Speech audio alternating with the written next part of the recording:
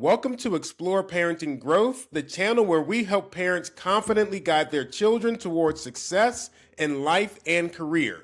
Each week, we bring you real conversations, proven strategies, and inspiring stories to strengthen your parenting journey. Today's conversation is one I think every parent needs to hear. I'm with Dr. Lee Bryant, who has spent decades inside higher education, overseeing curriculum, student development, and early intervention systems. He sees students at the moment independence becomes real. So today, we're talking about what university leaders see that parents don't, and how they can better prepare our children, not just for a college admission, but also for adulthood. Dr. Bryant, thank you so much for being here with us. If you could just tell us all a little bit about yourself. Absolutely. First and foremost, thank you for having me. Again, I am Lee Evan Bryant. I have been in higher education for probably 30 some odd years. My career actually started in financial aid of all things. And that start began because I was a work study in the financial aid office. And so my career then allowed me to move into academic advising. And I was an academic advisor for a program called TRIO Student Support Services. And TRIO programs helps first generation low income students, of which I was a first generation low income student. And then my career progressed and I became a director of pre-college and undergrad programming at a major university in Philadelphia. That also exposed me to the health professions, and working with the health professions, I helped students pursue the prereqs they needed to get into the health professions. After working about 12 years there, I then moved into being the director of curriculum and student development at a medical school, and it was a new medical school. And so with that, I was able to support underrepresented students into getting into medical school and completing medical school.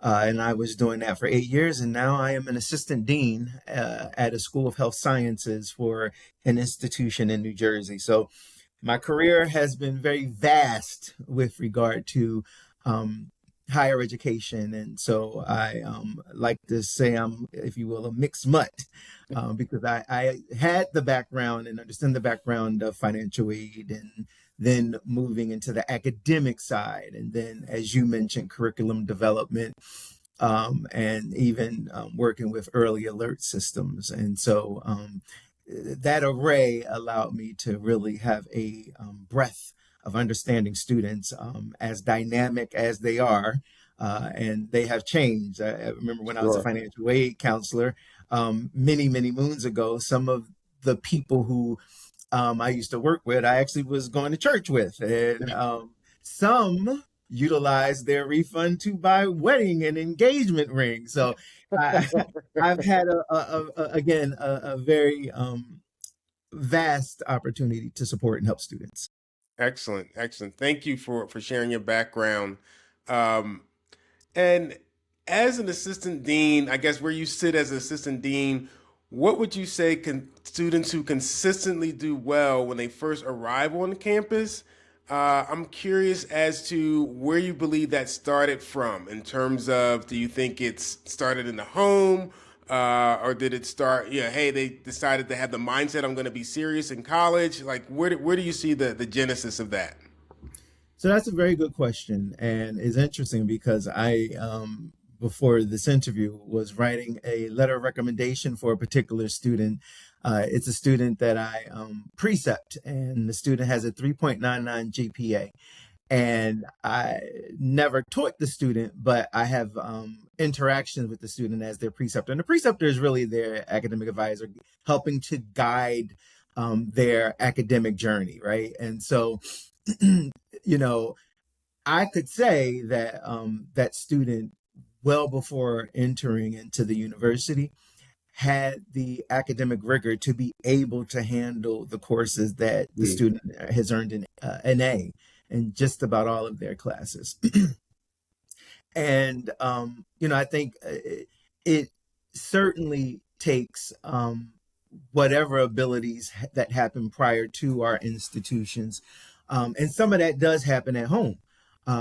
However, I would say there are a cadre of students who don't get the support. They are first generation, right? And so Sure. their parents may or may not fully understand, as a student decides to pursue higher ed, uh, what it will take to really ascertain. And then you have some students who are just academically talented. Hmm. I think about my own child, right? And here he's about to go off to college in the fall, and his journey in K through 12 had definitely support from my wife and I. However, there were long instances where it was just him and that test, right? And there is so much you can study for and so much a parent can assist. And, where I struggle with math, I mean, this guy is excelling, he's taking pre-calculus with an A. And so I'd say half of that is genetic because Okay. my wife Okay. is also good with math, but I am not.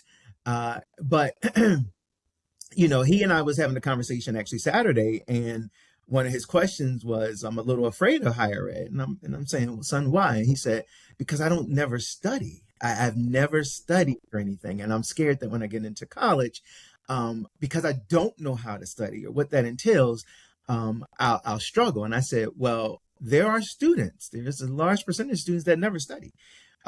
They learn from the lecture. Some don't even read the book, but they learn from the lecture. They learn from whatever materials that the professors hands out. Because usually, and I'm speaking as an academic person, if it's in my lecture and if it's in material, or if I'm giving out material, then know that that's the kind of stuff that you'll be tested on. And so there are students who have learned that I have to focus on certain things. And if I, as a faculty member, am lecturing from a text, then I'm going to stress the things, right? And so there are students who just certainly gravitate. So I would say it's a combination of a lot of things. And I think as parents, we can't think one size fits all, but Hmm. we need to think about what's going to be best for our students. And those of us who have an understanding of academia, you share your knowledge, you share the things that got you through. And then you find support mechanisms for your student. My child, as he is pursuing, there's the academic advising, not the Office of Academic Support, and through that office is tutoring. And I had said, you want to go to the tutoring office for a twofold: one, to find out what resources you can utilize, and two, because if you find that things are coming easy for you, well, there's a job, right? You can be a tutor. And Right. so for me, it's always about finding the best possible avenues for your child to succeed. And I think that's what parents need to do. Gotcha. And I know that, I guess, in your work, you're trauma informed. And so, could you actually talk a little bit about that for parents and myself as well, what that means practically? So for me, that is someone who understands that you have to be extremely careful with what you say, what you do. In my time, a non-trauma informed counselor once told me, "You'll never get in college, so don't pursue college algebra or Spanish." Hmm.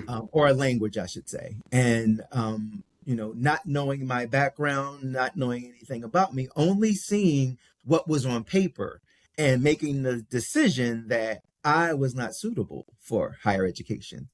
Yet here I sit with my doctorate. And Yeah. so it is important as a trauma informed practitioner to not be the one to tell a student where they can and cannot go.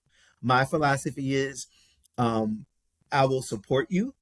And when you say that you've had enough or this isn't for you, then I will give you my professional opinion. I will not tell a student, again, what they can and cannot pursue.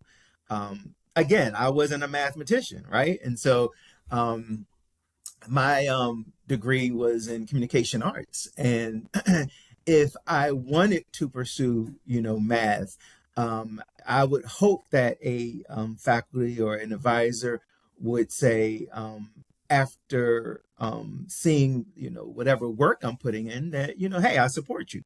And not until I went to them and said, this is really hard for me, or I'm Yeah. struggling with this Yeah. math thing, and I'd like your opinion on, other careers or other areas of interest. But all too often, especially working on the financial aid side, I had seen that people have been giving, unfortunately, a lot of bad advice.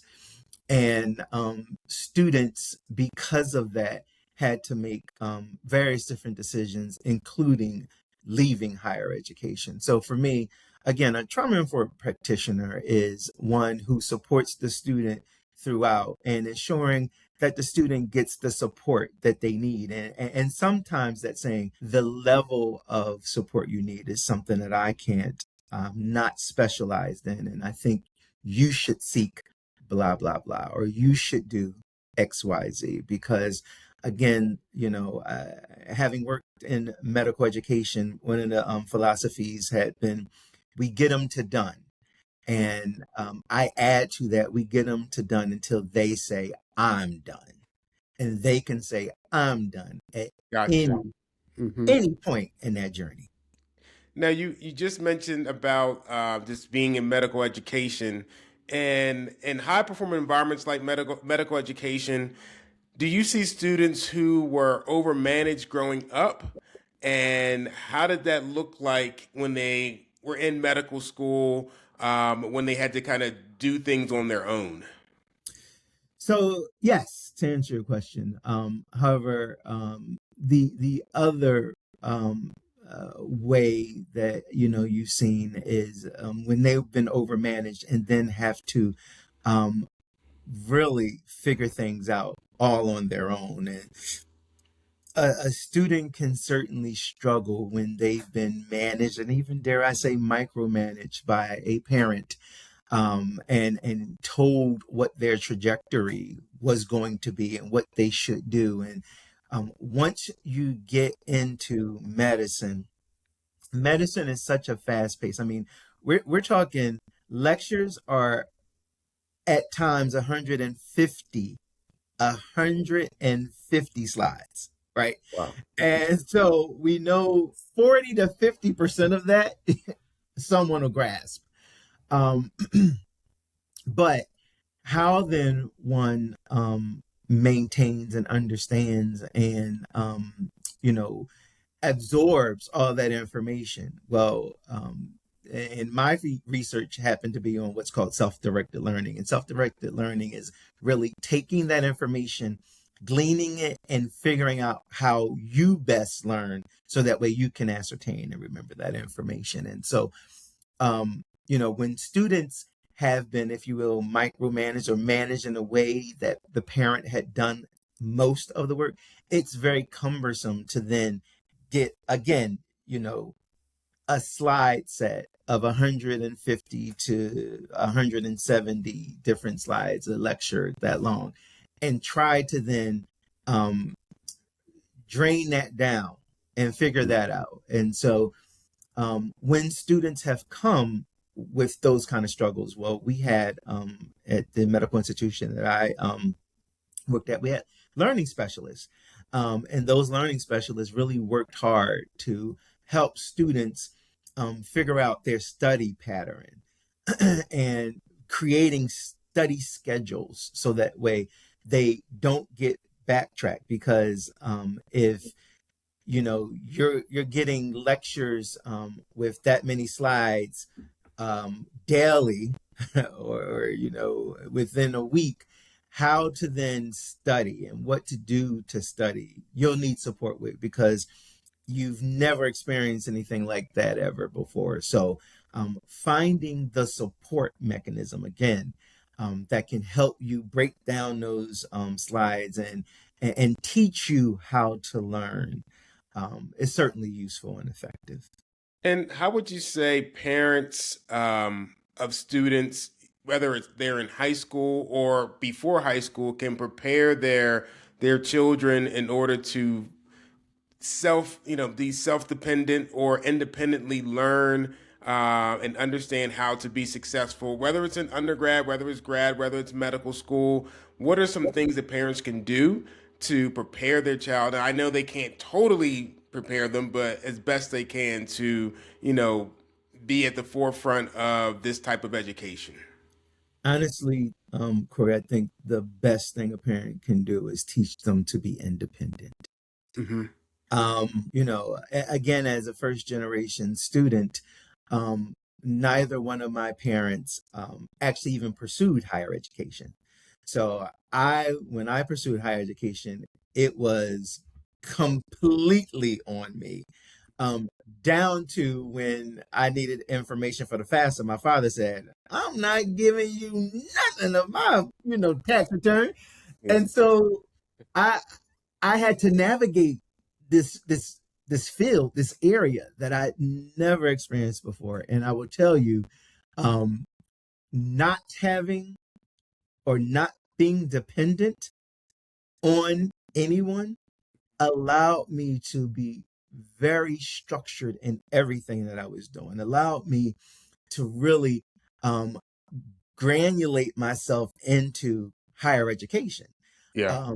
And I had to fend for myself. And so, what I'm saying then is, we need to allow our children to figure some things out.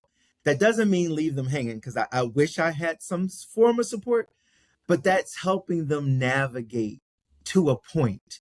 Yeah. Because if we make them dependent upon us, they will struggle in higher ed. But if we give them the tools to be able to figure things out, give them that toolbox, give them that kit with all the essentials, and allow them to figure it out, then they will. I mean, they have navigated high school without a lot of our help at time, right? Sure. And so, as we assist, we don't want to be the crux, because I've seen that in medical education, I've seen that in higher education, and students struggle. And but if we give them the tools, like, say for instance, one of the things that I'm going to share with my child, that I shared with other students in higher ed, this whole concept of microaggressions, because they may come.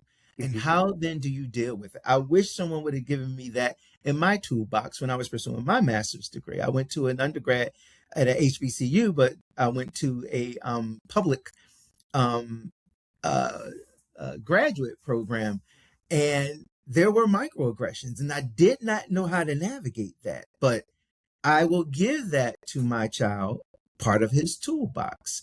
Um, Imposter syndrome. No one even shared with me what that meant, how that may look. However, again, these are some of the things that I share with students, and this is some of the things that I'll share with my children. Imposter syndrome, what does that look like? How does that feel? How is that so tangible within our lives?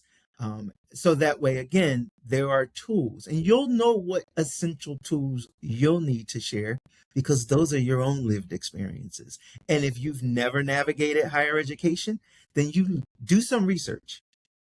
Chat GPT can give you a whole heck of a lot of essentials that you'll need to prepare your child with. Gotcha. Now, I know you've led a lot of early alert and progress monitoring systems. What would you say are some subtle warnings that a student is starting to struggle? What are some of the subtle warning signs, I should say, that a student is starting to struggle? Um, and this could be whether they were in middle school, high school, or even higher ed. Um, Distancing themselves, procrastination, Mm-hmm. non-interest. When you start seeing, observing, grasping those kinds of things from your child, then those are pure indications that there is this disinterest, or these are your warning signs, if you will, Yeah. right? Because we see it as well, when students start disengaging. In fact, I teach at the university that I'm at now. We have, again, an alert system, and we even have a program called CARES. And what it is a faculty member, anybody can submit this, if you will, alert to some social workers that work at the institution, to be able to really engage with the student to find out what's going on. I my own send out emails to my students who are showing a lack of engagement, because I also wear the title of assistant dean. Some faculty also reach out to me and say, hey, I'm having a problem with the student. And sometimes it takes just an email from me, even though the faculty member has been trying to reach the student and the Sure. student has not. If I'm emailing or if I'm calling the student, I may get a response sooner than a faculty member. But as parents, if they're away at college and you see them coming home a lot, if they're calling home a lot, if you check on them and they don't seem as though uh, it excites them, or you say, hey, you doing a check-in, and you're saying, hey, what are you doing? It's like, oh, I'm playing a video game. Yeah, well, this is midway in the semester. Should you be studying or doing homework? Like what? And Mhm. so ask the right Yeah. questions. And if you find that your child is disengaging, it may be good to at the next time they come home, and hopefully that'll be a sooner home than not, or pop up. Go visit them and find out what's going on, see how they're doing. Sometimes um sometimes it's not till our children get into higher ed that we really see signs of mental health issues, right? I have spoken with students who, prior to coming to higher ed, never had a EAP or IDP, whatever they're called, right? Never had one of those, Sure. but Yeah. got into higher ed and saw some issues and things they needed to deal with. And so maybe you as a parent need to have those conversations, once you start seeing some signs that they're disengaged, that there's depression, that there's anxiety. Maybe it's time that, your child seeks a counselor at the institution, or utilizing your EAP and finding your child some support. So I think those are things that parents really need to think about once they start seeing, if you will, their early alert Sure. system. And then, you know, I would also encourage parents, because of FERPA, to get access to their child's records, to that, if there is some academic issue, that the faculty can reach out to you or a counselor or whoever. Um, we in administration, we at the institution cannot talk to parents if there isn't a FERPA release. It's a violation if we don't have that. So at times parents will call me and say, well, I want to talk about my son. The first thing I'm asking is, did they complete the FERPA release? Once the parent says, I don't know anything about that, then I'm saying to the parent, I'm sorry, I have to end this conversation. We can't talk about your child. Have your child complete the FERPA release. And usually what I do is, once the release has been done, I want to talk to the parent and the student together. I don't want there to be any surprises. Now, we know that a lot of parents can be obsessed with their child going to college. Like that it can be an exciting time, and parents are really focused on that. But from your perspective, what should parents focus on if they really want to prepare their children for adulthood and not just admissions into college? That's a great question. And, every institution, when a student gets accepted, you have that welcome day, right? Yep. Where everybody's invited. They separate the student from the parent. And they talk to the parent about what to expect and the financial obligation and all that kind of stuff. And again, all that prepares you for entrance and admittance into higher education. But when we start looking at reality, right, and how then do I prepare my child for life after those 4 years? again, I think it goes back to that toolbox, right? Mhm. And as that journey for your child, starts to complete, when that freshman year completes, having those conversations about, because I always say the freshman year is the year where your child is figuring themselves out. They walk in, oh, I'm going to major in psych. Oh, I'm going to major in business. I started higher education in business. I was pursuing business, had my first class, and I was like, yeah, that's not for me. Right. And so I moved to communications with a theater minor. But so as much as, that first year you think that's what your avenue or that's what your peak is going to be, no. So, when your child comes home for Thanksgiving, have those conversations. How's that major going? What's your interest? And then if they still want to pursue, I'd say during spring break, look at and have conversations about what's the employment opportunities, and how much one can expect to get paid. Mhm. Certainly it will change when they graduate, but that gives you a barometer as to what to expect. And then when they get in their sophomore year, I think there are touch points that parents need to just continue to have.